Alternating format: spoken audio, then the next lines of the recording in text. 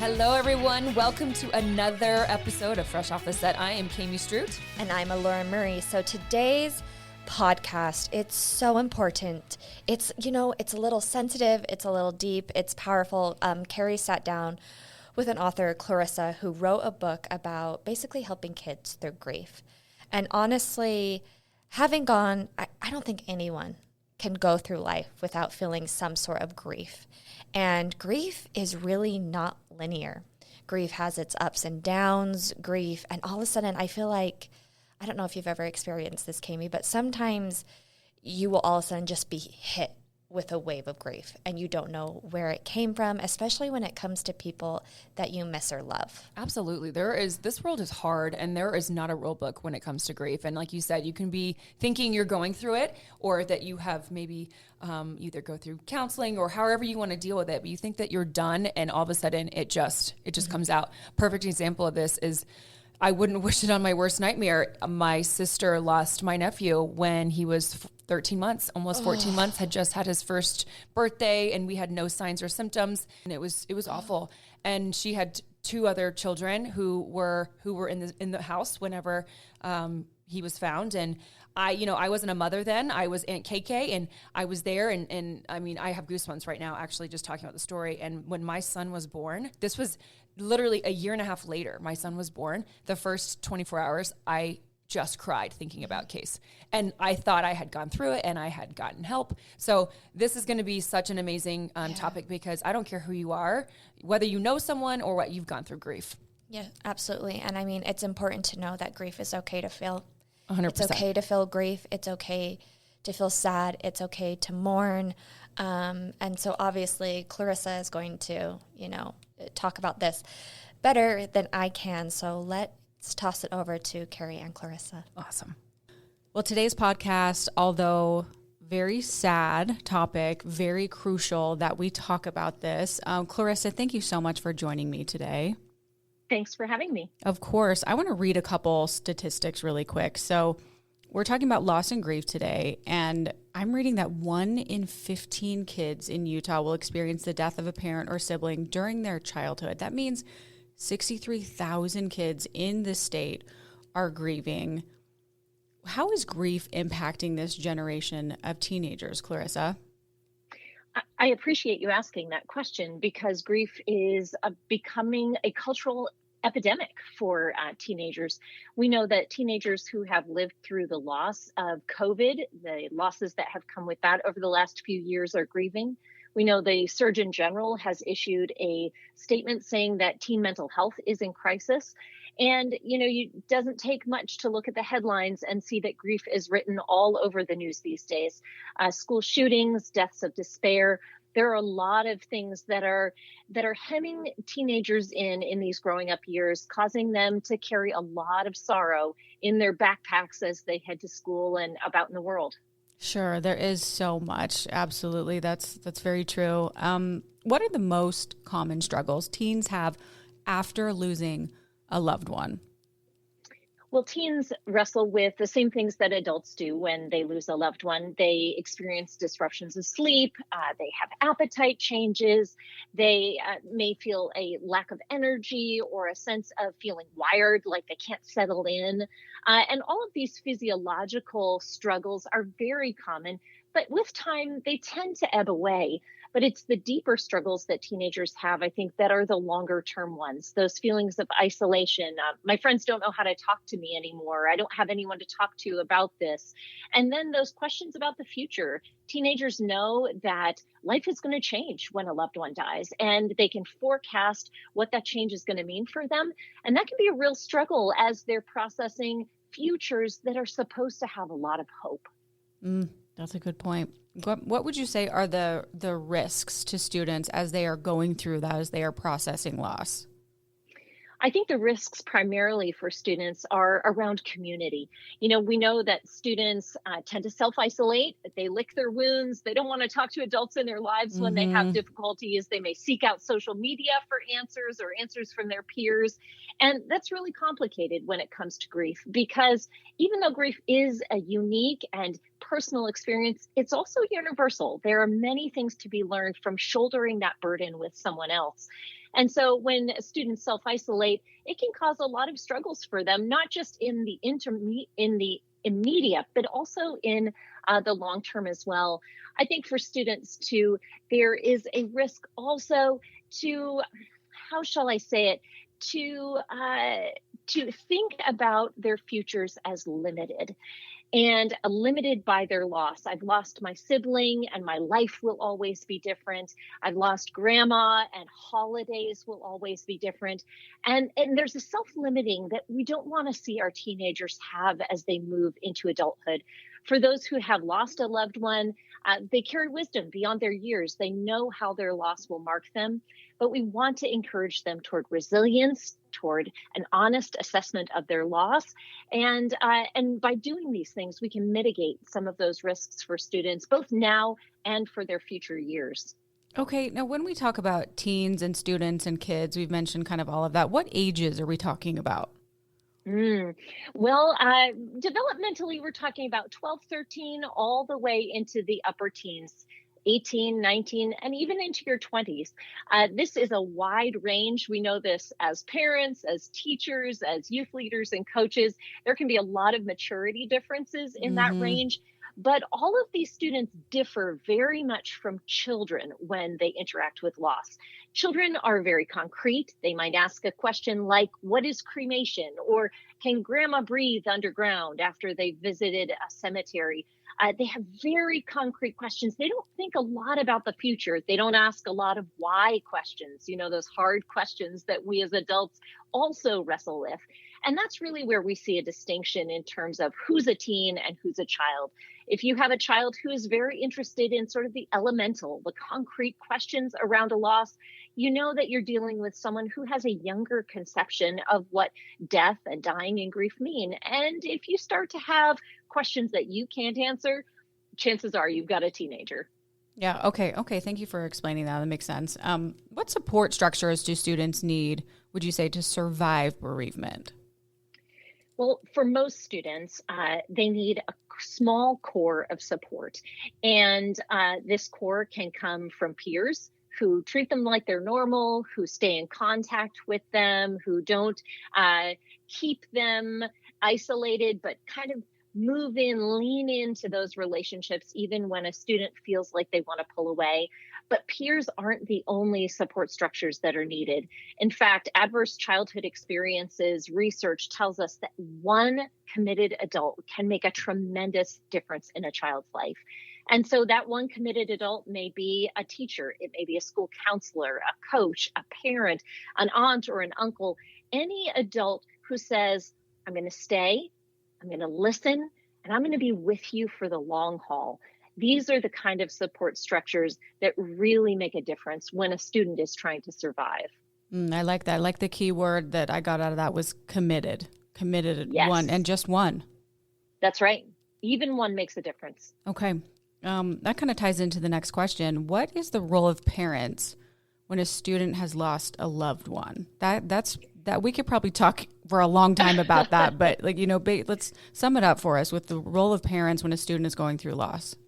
Yeah, well, I lost my husband in 2019 in a hiking accident on our family vacation. I'm so sorry. I'm so sorry. Thank you so much.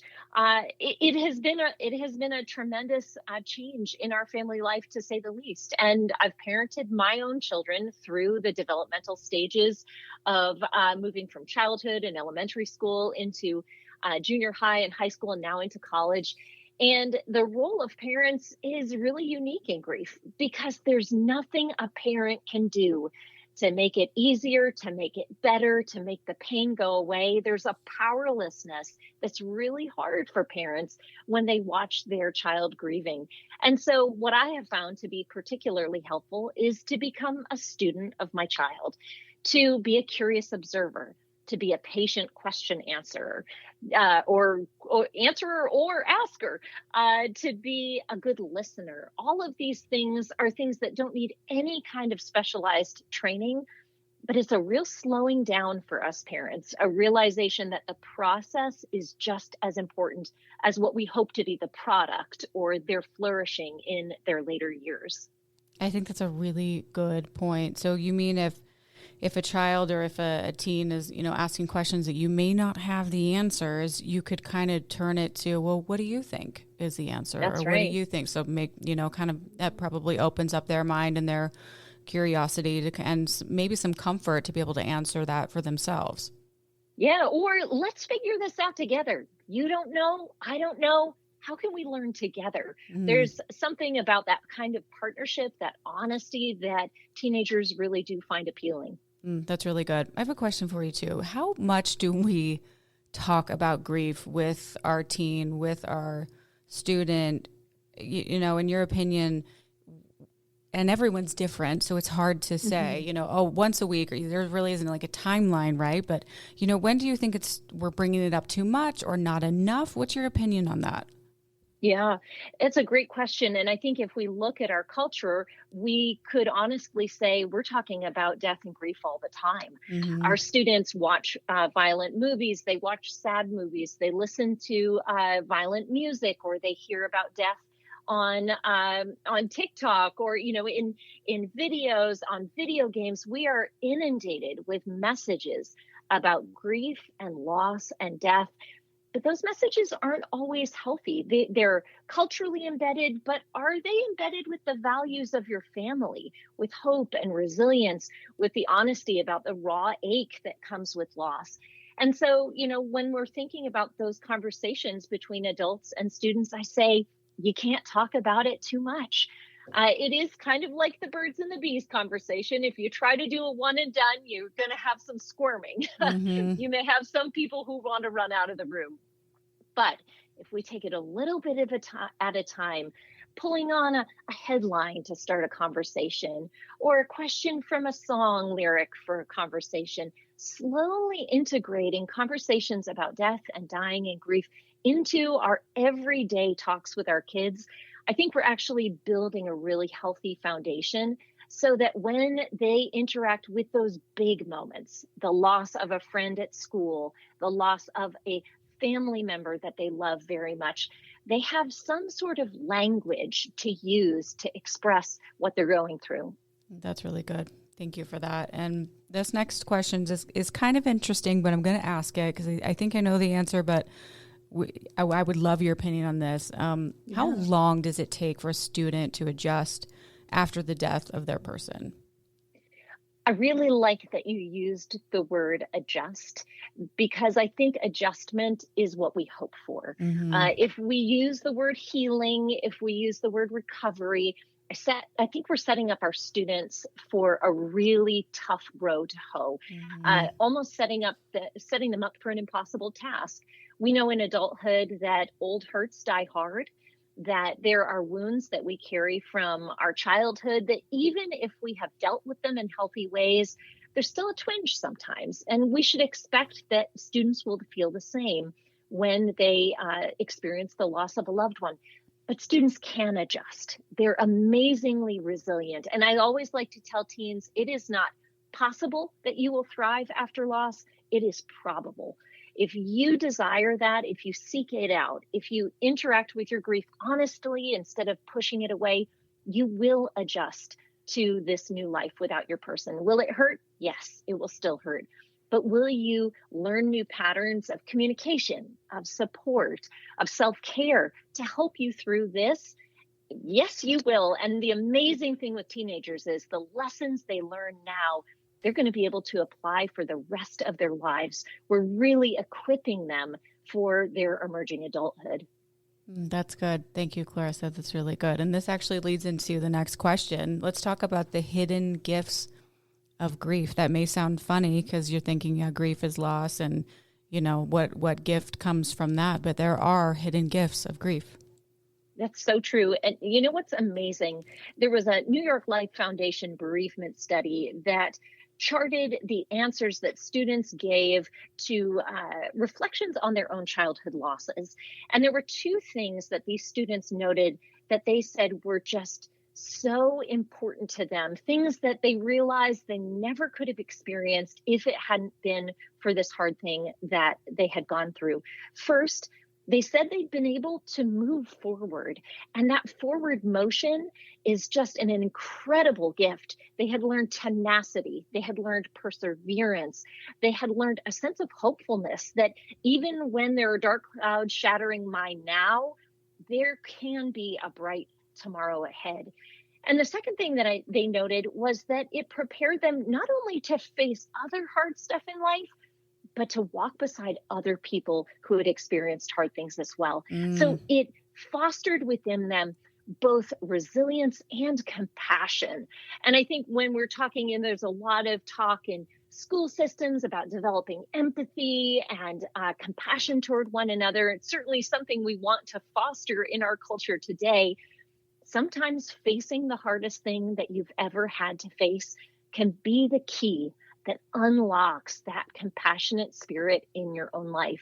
And that's certainly what we hope for teens as they wrestle through these very hardest experiences that they've had.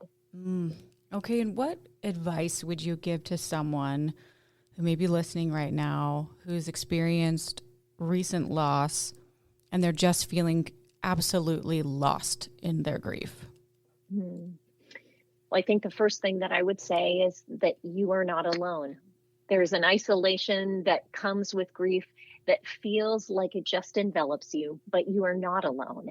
And so the first step toward finding an anchor, being moored in your grief, is to reach out. And it's hard to reach out because we feel like everybody else should be reaching out to us. But sometimes it's just your one text saying, hey, would you come and sit with me?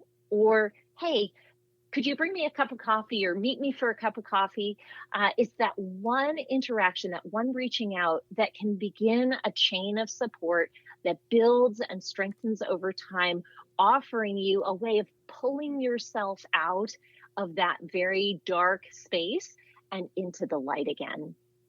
Reach out a little bit. It's true. You kind of feel like, well, I need people to reach out to me, but it feels good, almost like as a release of like weight on your shoulders to reach out and just say, I need a little bit of help. A cup of coffee would be great. That's so true, to reach out. And on the flip side, oftentimes we don't know how to help those, especially if you haven't experienced loss, how to help someone. What can we do to support those around us who are grieving?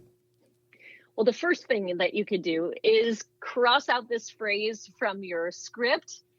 Let me know if you need anything. We never want to say, let me know if you need anything. Oh, Clarissa, that is so, oh my gosh, that is so true. You hit the nail on the head. Exactly. Get rid of it. Yes, get rid of it. Get rid of it. Don't say, let me know if you need anything. Instead, get creative.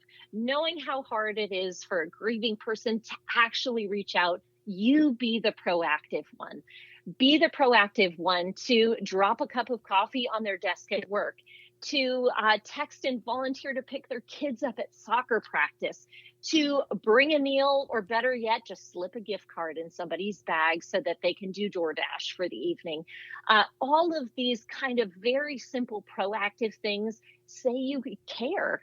And really, for most folks, that's all they need. They're not looking for dramatic words of kindness and consolation. They know you're going to fumble when you're trying to say that you care. What they're looking for is, do you care and will you stick around? And so 3 months after a loss, 6 months after a loss, a year after a loss, maybe stick it in the notes on your phone so that you get pinged. Oh, you know what? It's the anniversary of somebody's loss. I'm just going to text them today and let them know I'm thinking of them. Those kind of small gestures go such a long way. That is so true. That is so, so true. Be specific and, like a gift card or just dropping off something at the door because they may not necessarily want to see anyone at the time. Drop off like a Costco-sized box of tissues at their door or, so just be specific. That is so true. Okay, on the flip side, what should we avoid doing, in your opinion? Well, I think one of the things that can be tempting to do when we're trying to support a person who has lost someone is to find some point of similarity in their life. Hey, your aunt died. Oh, you know what? I remember when my aunt died. And suddenly the storytelling becomes about you and your experience. And so instead of telling your own stories, and there will be a time for that, sit, listen, affirm, reflect back to that person what you're hearing. Maybe just hold a hand and sit in silence. There will be a time for you to speak, but chances are at the beginning of grief, when it is very raw and deep, that's not the moment. Good advice. Very good advice. Okay, and you are a award-winning author, Clarissa. Why did you decide to write a book specifically for teens facing loss? Well, there are a lot of really great resources out there that deal with many of these physical symptoms that students will have, the emotional symptoms. But one of the things that we found in our research with school chaplains and therapists and hospice volunteers, teachers, was that students were asking a lot of deep soul questions also after the death of a loved one. They were asking questions about God, about the afterlife, about why bad things happen to good people. And those are the questions that don't have easy answers. I think that's kind of why we often avoid them. But they're a big part of the questions that students have as they're growing up. They're sort of those big maturing questions. And so when we thought about developing a guide that would really honor the teen experience, we wanted to have a special section that dealt with those kind of spiritual questions as a way of a gesture of saying, hey, those big questions, we may not know the answer to them, but we will we'll discover them together, we'll sit in the mystery of them together. And in doing so, this question and answer format of the book, we hope will model sort of conversations we hope teens will have with the trusted adults in their lives. Okay, that's so good. And I relate to this next part so fully. While writing this book, you intentionally avoided using the word healing when describing the grief journey. Why is this word inaccurate? That's right. Well, researchers tell us that children and adolescents do something called regrieving. That is, as they hit development milestones in their lives, they process their grief in new ways because they have now added maturity, added experience, added knowledge. So if your child lost a loved one when she was, say, 4 or 5, she's going to understand it differently then at that age than she is going to be when she's 12 or when she's 18. And so, say the pain of losing mom when she was 4 or 5 is going to show up in new and sometimes very raw ways when she gets her period, when she's asked to her first prom, when she graduates from high school. And because of that, we want to avoid using the word healing because it sets up students for this sort of stage mentality. Okay, I'm going to work through these steps and then grief's all done. And then when they hit a developmental milestone and they're confronted again with their loss in these new and sharp and painful ways, they say, what's wrong with me? I must have done it incorrectly. When in reality, they're doing just fine. This is how their bodies and their minds and their hearts are processing this loss over the length of their childhood and into adolescence and adulthood. Oh, that's a really good point. Okay, and throughout your book, you incorporated snapshots of other people's grief journeys. Why did you feel that it was important to include stories from other people? Well, I wrote this book with my teenage daughter. She's a freshman in college now. And Fiona is a wonderful person. We've got a great relationship. But I knew from the very beginning that we couldn't be the only two voices that students heard. Students need a community. And so we pulled in different voices, a voice of a girl who had lost a friend, a boy who had lost a sibling. We wanted students to never feel like, oh, my grief isn't represented here. This has nothing for me. Because what we want to model for students is in as much as your grief feels like it fills your whole world, like there's nothing that anybody can do to really reach the heart of who you are anymore, because grief covers everything. There is a universality to our experiences of loss that can bind us together and create really deep, beautiful friendships, even out of this hard place.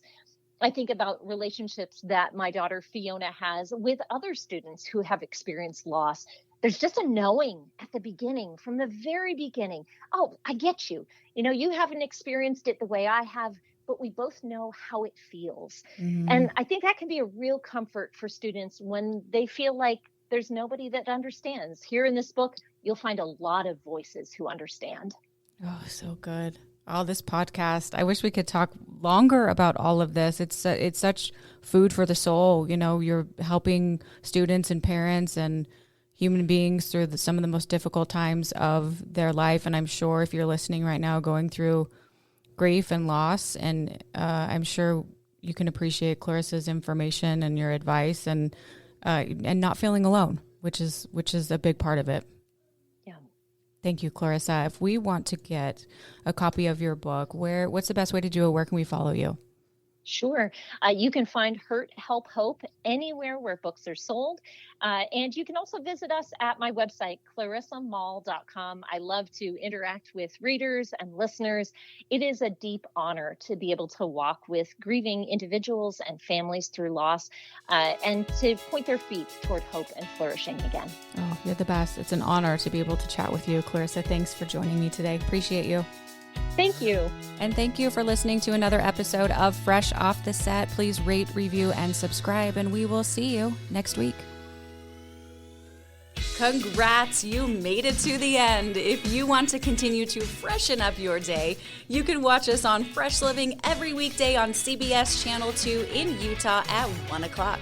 You can also watch us on our YouTube channel, KUTV Fresh Living, and follow us on social media. We will see you next week.